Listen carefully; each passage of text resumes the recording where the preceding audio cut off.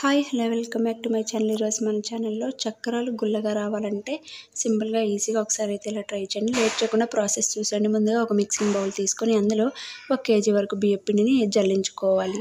తర్వాత ఆ బియ్యం పిండిలోనే 1 కేజీ వరకు శనగపిండిని కూడా జల్లెడ సహాయంతో జల్లించుకోవాలి. ఏమైనా పురుగులు కానీ ఉంటే ఉండకుండా మనకి విడిగా సపరేట్గా వస్తుంది కాబట్టి ఒకసారి జల్లించుకోవాలి.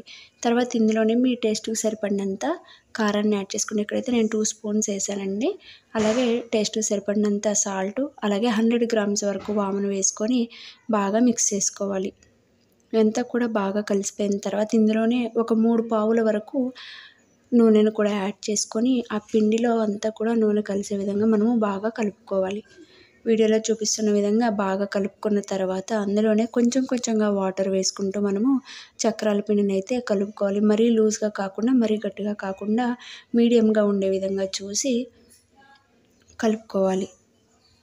తర్వాత మీకు ఎలాగైతే చక్రాలు కావాలో ఆ పిండిని అయితే మీరు తీసేసుకోండి, పక్కన పెట్టేసుకోండి. తర్వాత స్టవ్ ఆన్ చేసి కడాయి పెట్టి అందులో నూనె వేసుకొని నూనె వేడెక్కిన తర్వాత చక్రాల గిద్దల సహాయంతో మనము ఒత్తుకొని మీడియం ఫ్లేమ్లో 2 వైపులా కాల్చుకుంటే ఎంతో టేస్టీగా అలాగే క్రిస్పీగా గుల్లగా ఉండేటటువంటి చక్రాలు అయితే రెడీ అయిపోతాయండి. నూనె వేయడం వల్ల గుల్లగా వస్తాయన్నమాట. అది మాత్రం మర్చిపోవద్దు. మీకు ఈ వీడియో నచ్చితే లైక్ చేయండి, షేర్ చేయండి. అలాగే మరిన్ని వీడియోల కోసం ఇప్పుడే నా ఛానల్ని సబ్స్క్రైబ్ చేయండి. అలాగే ఈ వీడియోని మీ ఫ్రెండ్స్ అండ్ ఫ్యామిలీ మెంబర్స్కి షేర్ చేయండి. Thanks for watching.